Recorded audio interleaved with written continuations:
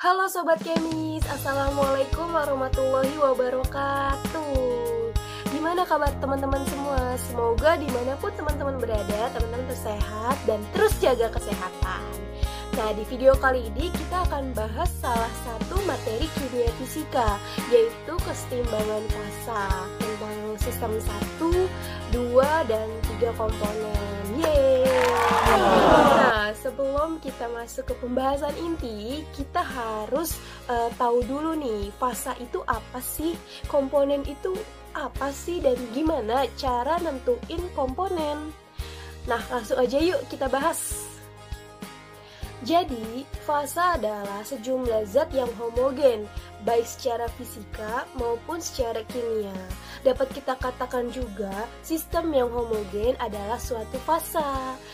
Nah, secara umum kita kenal kan kalau fasa itu ada 3.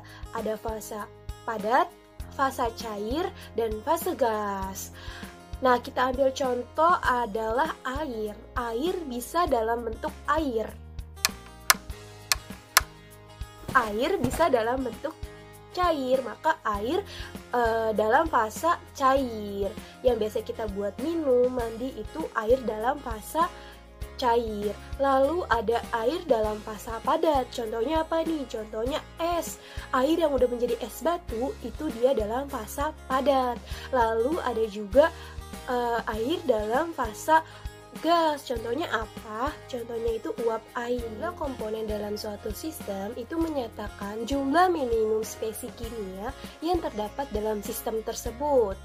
Nah, kita ambil contoh H2O, air. Yang tadi H2O, misalnya ada reaksi H2O dalam bentuk gas menjadi H2O dalam bentuk liquid atau cairan. Hayo tebak, ada berapa komponennya? Ya, betul banget, cuma ada 1. Kenapa bisa kayak gitu? Karena pada reaksi tersebut hanya ada satu spesies kimia, yaitu air H2O. Kita lanjut ke contoh selanjutnya. Contoh selanjutnya yaitu pada reaksi di atas nih. Ayo coba teman-teman coba. Ada berapa jumlah komponen pada reaksi di atas? Ayo berapa? Yap, betul banget nih 2. Tunggu. Tapi kok ada yang jawab 3? Yuk, sama-sama kita bahas. Nah, pada reaksi di atas, memang secara kimiawi ada 3 zat, yaitu ada N2, H2, dan juga NH2. Nah, tetapi karena pada reaksi di atas, sistem berada dalam kesetimbangan, maka jumlah komponennya itu menjadi 2. Hal ini disebabkan karena komposisi kedua jenis zat adalah tetap dan tertentu, maka yang ketiganya secara otomatis itu ditetapkan. Seperti itu teman-teman. Udah paham kan? Udah paham belum nih untuk fasa dan juga komponen? Kalau sudah, yuk kita lanjut ke pembahasan intinya. Selanjutnya yaitu kita membahas tentang aturan fasa. Nah, aturan fasa di sini itu untuk mengatur hubungan antara jumlah komponen, fasa, dan juga derajat kebebasannya. Nah, seperti ini nih bentuk aturan fasa. F sama dengan C min P plus 2. Untuk F adalah derajat kebebasan, C adalah komponen, dan P adalah fasa. Yuk, coba kita kerjakan soal berikut. Dalam gelas tertutup terdapat kesetimbangan antara es dan air. Maka, berapa derajat kebebasan sistem tersebut? Nah, untuk menjawab soal seperti ini, kita harus mengetahui komponen pada sistem tersebut adalah 1, yaitu air H2O. Lalu untuk fasanya sendiri ada 2, yaitu fasa padat pada es dan fase cair pada air. Lalu dimasukkan ke aturan fasa, maka derajat kebebasannya adalah 1. Setelah kita mempelajari tentang aturan fasa, maka kita masuk ke variasi suatu sistem. Yang pertama yaitu sistem satu komponen. Nah, untuk sistem satu komponen ini, maka aturan fasanya akan berubah menjadi F sama dengan 3 min P. Loh, dari mana tuh? Nah, sebelumnya kan kita udah pelajari tuh aturan fasa. Nah, untuk sistem satu komponen ini, maka C-nya kan 1, maka kita masukin nih kayak gini. Nah, jadi deh F sama dengan 3 min P. Di dalam sistem satu komponen terdapat diagram fasa. Diagram fasa adalah diagram yang menggambarkan keadaan suatu sistem. Sistem di sini itu komponen dan fasanya. Dan untuk diagram fasa pada sistem satu komponen itu dinyatakan dalam 2 dimensi. Nah, untuk contoh diagram fasa untuk satu komponen, kita ambil contoh diagram fasa pada air. Yuk, lihat yuk. Perhatikan diagram fasa air pada gambar berikut ya.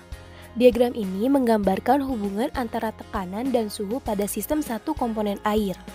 Pada diagram ini tergambar sifat-sifat zat seperti titik didih, titik leleh, dan titik triple. Nah, bisa terlihat kan bahwa pada diagram tersebut terbentuk 3 buah garis yang menggambarkan 3 fase air, yaitu padat, cair, dan gas. Garis pertama itu garis beku yang menjadi batas antara fase padat dan cair. Garis kedua menjadi batas antara fase cair dan gas yang disebut dengan garis didih. Nah, setiap titik pada garis didih itu menyatakan suhu dan tekanan bahwa air akan mendidih. Garis ketiga itu dinamakan garis sublimasi, yaitu garis batas antara fase padat dan gas. Setiap titik menyatakan suhu atau tekanan di mana zat padat atau uap dapat menyublim. 3 garis yang membentuk fase air kemudian bertemu dan membentuk titik triple-nya. Nih, bisa dilihat ya bahwa terdapat titik triple. Titik triple ini merupakan titik di mana 3 fase air dapat berada di kondisi equilibrium. Selanjutnya yaitu sistem 2 komponen. Sistem 2 komponen dapat berupa campuran dari fasa cair gas, cair-cair, padat-cair, ataupun padat-padat. Nah, untuk diagram fase pada sistem 2 komponen itu digambarkan sebagai fungsi komposisi terhadap tekanan atau komposisi terhadap suhu. Oleh karena itu, aturan fasa berubah menjadi F sama dengan C min P plus 1. Kenapa bisa kayak gitu? Karena salah satu variabel P atau T dalam keadaan konstan, maka derajat kebebasannya atau F-nya itu menjadi 2 min P. Untuk aturan lever untuk fasa 2 komponen, contoh diagram fasa 2 komponen yang kita gunakan yaitu diagram fasa cair uap. Yuk tonton pembahasan untuk pembacaan diagram fasa cair uap. Di sini kita akan menggambarkan diagram fasa 2 komponen.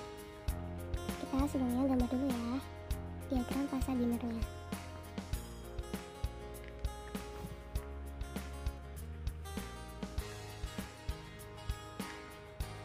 Kurang lebih seperti ini ya. Nah, pada sumbu Y ini biasanya itu berisikan temperatur. Dan untuk X adalah fraksi beratnya. Misalnya di sini adalah kita kasih A. A ini adalah sebuah material. Sedangkan B juga sebuah material.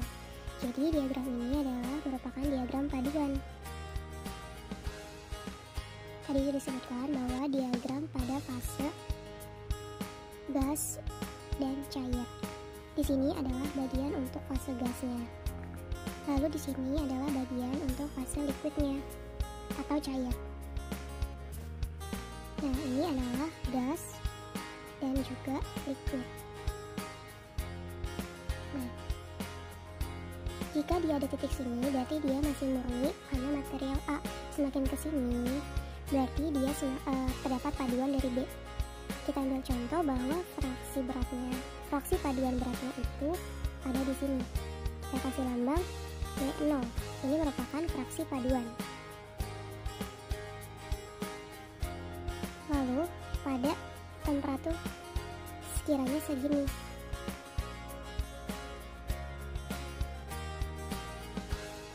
Nah, pada titik ini merupakan fraksi pada fase gas. Pada titik ini merupakan fraksi pada fase liquid. Nah, dari sini kita bisa menentukan presentasi pada paduan dalam bentuk liquid maupun presentasi paduan dalam bentuk gas. Berikut adalah hasil penurunan berdasarkan diagram yang sudah dijelaskan tadi untuk menentukan presentasi paduan dalam bentuk liquid dan juga presentasi paduan dalam bentuk gas. Semoga dipahami ya. Masih berkaitan dengan sistem dua komponen, hukum Raoult adalah hukum yang harus dipenuhi pada suatu rautan ideal. Nah, kegunaannya itu untuk apa sih? Teori ini merupakan dasar bagi metode pemisahan kimia, misalnya destilasi, untuk memurnikan atau mengisolasi suatu senyawa. Nah, banyaknya destilat dapat dihitung dengan membandingkan antara tekanan parsial senyawa yang diinginkan dengan tekanan total campurannya.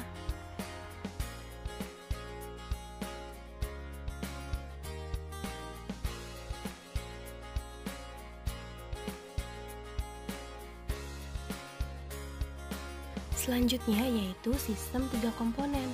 Untuk sistem 3 komponen ini mempunyai derajat kebebasan F sama dengan 5 min P. Dari aturan fase yang awal banget tuh, yang F sama dengan C min P plus 2. Nah, karena ini 3 komponen, maka C-nya kita masukin 3. Jadi F sama dengan 3 min P plus 2. F sama dengan 5 min P.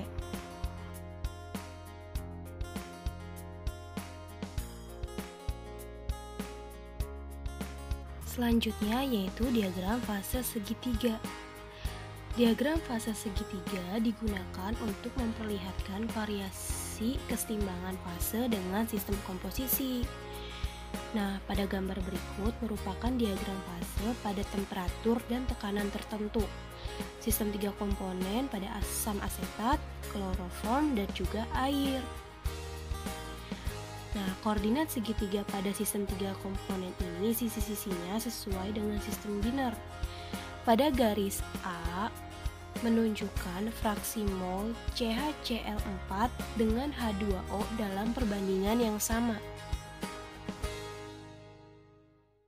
Yeay, pembahasannya udah selesai nih. Terima kasih yang sudah menonton. Semoga ilmunya bermanfaat. Dan mohon maaf bila ada kesalahan dalam materi dan pemaparan. See you next, and wassalamualaikum warahmatullahi wabarakatuh.